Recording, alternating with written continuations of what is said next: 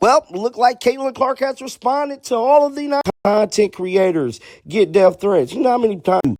That's the moral of the entire story. Now, everybody has been letting AT take responsibilities for choking Caitlin Clark out on the basketball for USA versus Bosnia at the FIFA World Cup 2026 of the third. This morning, WNBA star Alyssa Thomas safety on the court, but time and time again, we're having people threatening our lives. I'm sick and tired of it, and it's time for them to step up and have our backs. The WNBA saying they condemn all forms of hate, saying in a statement, the safety and well-being of everyone in our community is always the league's top. Caitlin Clark is a WNBA All-Star for the third straight year. That's not the headline, though. The real story is her own Fever teammate, Raven Johnson, catching harassment online just for celebrating Clark making it. And this is where it gets rich, because we've watched WNBA players spend all season blaming the Caitlin Clark fanbase for every ounce of online drama. Now the shoe's on the other foot, and a player is getting dragged for showing love to a teammate. You can't have it both ways.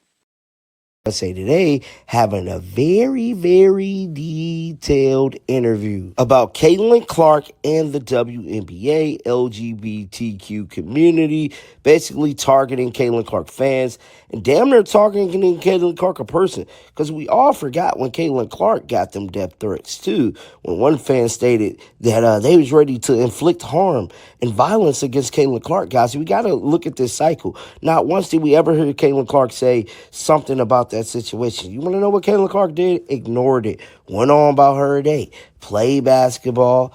Here's the part that exposes the whole double standard. The second Raven Johnson starts getting embraced by the Caitlin Clark fanbase, she becomes a target from inside her own league's fanbase instead. That tells you everything about who's actually driving the toxicity in this story, and it's not who gets blamed the most. If supporting a teammate now makes you a traitor, that's not a Caitlin Clark fan problem. That's a some of y'all problem. And it's time people said that out loud instead of pretending it only flows one direction. Targeting Caitlin Clark a person, because we all forgot when Caitlin Clark got them death threats too, when one fan stated that they was ready to inflict harm and violence against Caitlin Clark. Guys, we got to look at this cycle. Not once did we ever hear Caitlin Clark say something about that situation. You want to know what Caitlin Clark did? Ignored it. Went on about her day. Play basketball.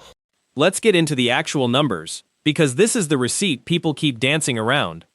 Clark is second in the league in assists and tied for fourth in scoring, but when it came to the player vote for All-Star, her peers ranked her 11th at the guard spot. Second by fans, third by media, 11th by the very players she shares a floor with. Now, only about half the league actually turned in a ballot, so it's not the full room speaking. But that gap between how fans and media see her production versus how her peers rank her is exactly the kind of stat that keeps this jealousy conversation alive every single season. Targeting Caitlin Clark a person, because we all forgot when Caitlin Clark got them death threats too, when one fan stated that they was ready to inflict harm and violence against Caitlin Clark. Guys, we got to look at this cycle. Not once did we ever hear Caitlin Clark say something about that situation. You want to know what Caitlin Clark did? Ignored it. Went on about her day. Play basketball. Sophie Cunningham not cracking the All-Star picture is the snub nobody's talking about enough. She's leading the entire WNBA in three-point shooting percentage this season, and she barely moved in these latest returns. If you're the most efficient shooter from deep in the league, that should be a real conversation, not a footnote. I'm not saying Aaliyah Boston or Kelsey Mitchell don't belong.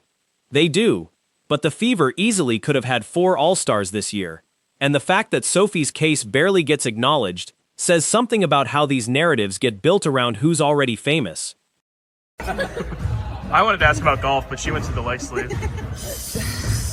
People are wondering. Just a little compression on the leg. I mean, I don't know. Leg sleeve come about. I knew that would be So you guys heard Caitlin Clark response.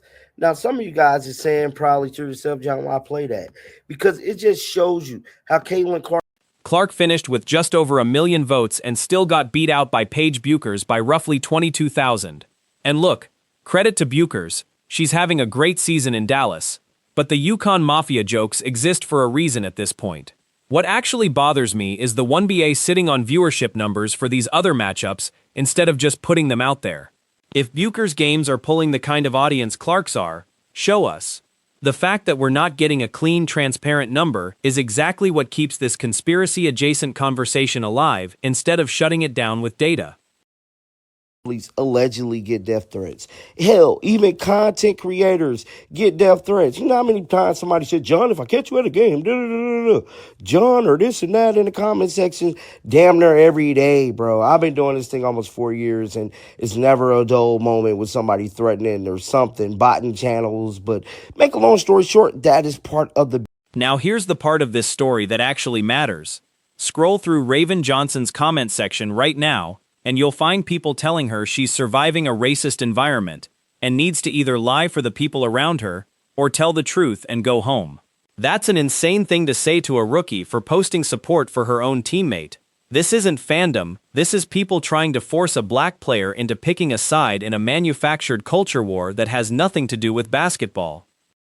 No media run, no media talk, but she did appear at a soccer game. Now, we're going to get to that on X in a hot second, but something else we have to address is Dan Dietrich and Christine Brennan of USA Today having a very, very detailed interview about Caitlin Clark and the WNBA LGBTQ community, basically targeting Caitlin Clark fans and damn near targeting.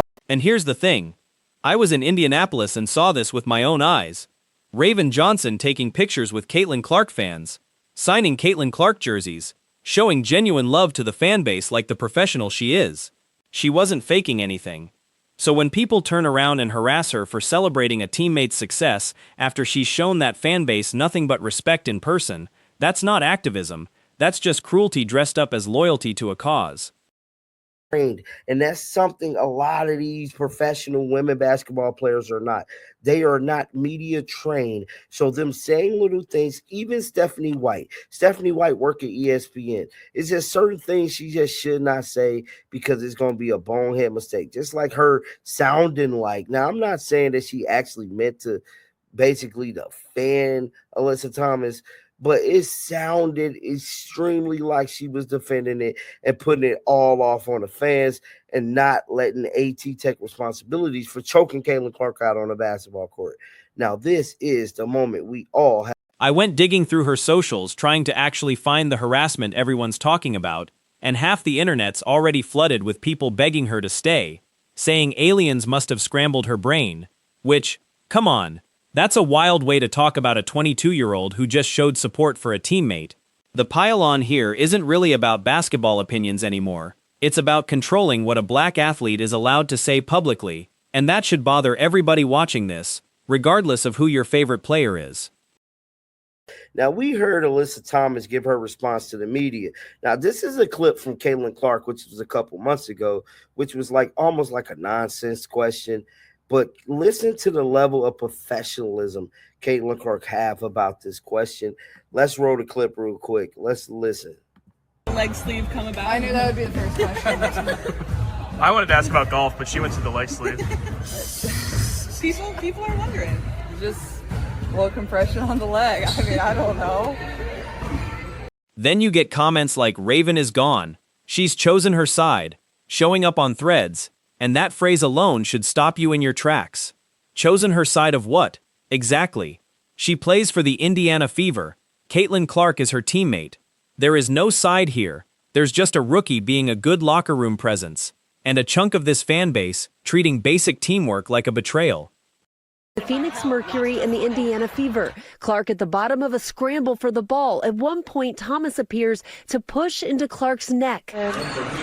Following a post-game review, the league upgrading the initial no call to a flagrant 2, suspending Thomas for 1 game. The fist in the throat is crazy.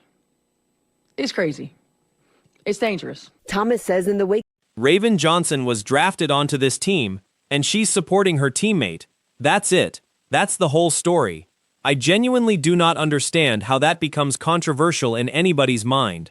This is the most normal, expected thing a professional athlete can do, and it's being treated like she crossed some invisible picket line that only exists in certain corners of this fan base's imagination. Suspending Thomas for 1 game. The fist in the throat is crazy. It's crazy. It's dangerous. Thomas says in the wake of the game, she and her family have been threatened and she's been called racial slurs, criticizing WNBA Commissioner Kathy Engelbert for not doing enough to protect players. We're so concerned about the safety on the court, but time and time again, we're having people threatening our lives. I'm sick and tired of it, and it's time for them to step up and have our backs. The WNBA saying they condemn all forms. And that's why I'll say this plainly. The 1BA wants to be a great league for all women athletes. But right now, it's one of the most mocked leagues in all of sports, and moments like this are exactly why. Nobody respects a league where a rookie gets torched online for supporting her own teammate. That's not a growing pains story. That's an embarrassment. And the league needs to reckon with what its own fan base culture is doing to these young players. I don't know if this AI, but we finna go fact check it right now and see, because I definitely... Now, I have to be completely honest with you guys. After doing further research, that picture was AI, guys. It was not real.